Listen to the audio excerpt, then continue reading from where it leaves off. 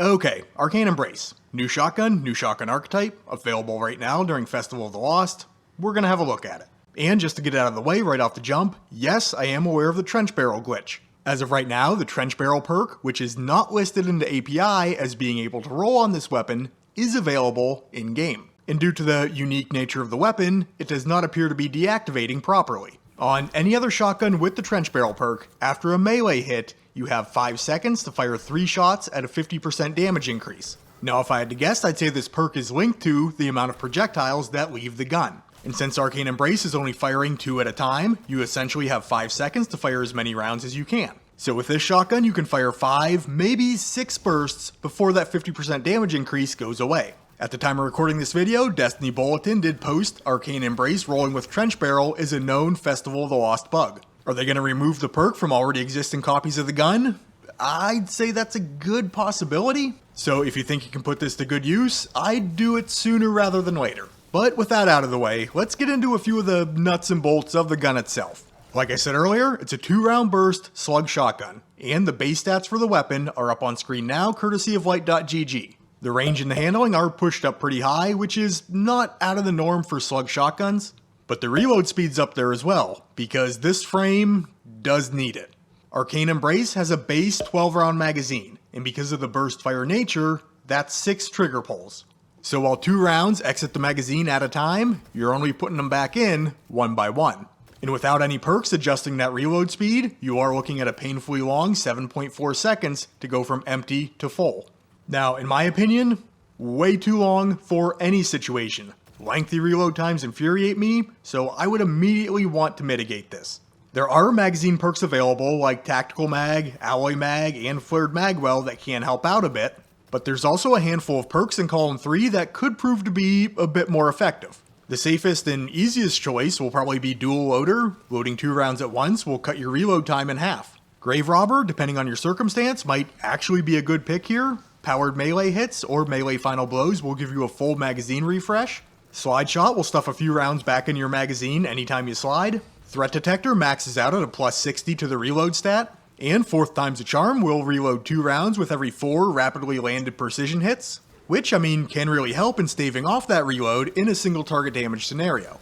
So I guess moral of the story is, you do have options built into this weapon to help address that pain point. Which one of them you choose, well, that's up to you. Next thing I was curious about was the weapon's physical range. I didn't figure it'd be too far off from that of a standard slug shotgun, but with a brand new archetype, doesn't hurt to check. So hopping over to PvP real quick, and we are testing with the weapon's base range stat of 62.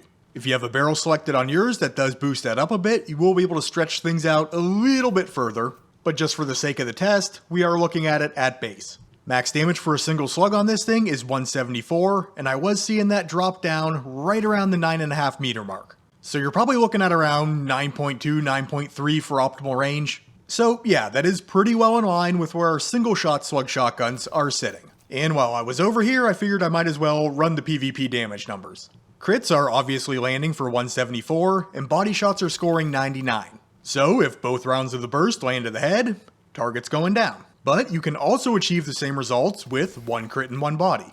With 2 body shots, no. 198 ain't gonna do it, you're gonna have to touch off another burst to get the job done. On to PvE damage now, where we'll be testing within the Grasp of Avarice dungeon. Versus the Ogre boss, we're looking at 19,991 per crit, or 39,982 per burst. Slugs that landed to the body are registering 11,392, so that is right around a 1.75 crit multiplier. If the entire base 12-round magazine were to all land as crits, that'd be 239,892 points of damage dealt. And if we divide that by the time to empty, which I have clocked in at, we'll call it 4.3 seconds, that puts our base single mag damage per second at 55,789.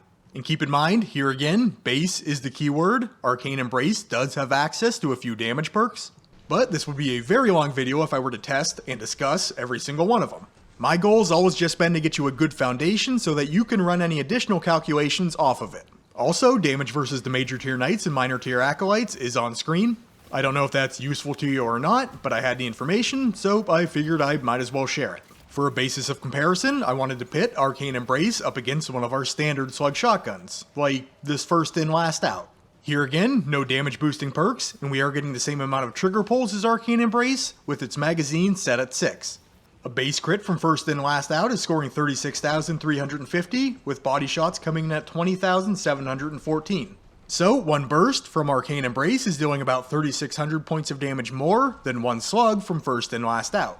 Maximum single mag damage from the standard slug shotgun totals up to 218,100, and it does take a little bit longer to fire off at 6 shots at 4.53 seconds.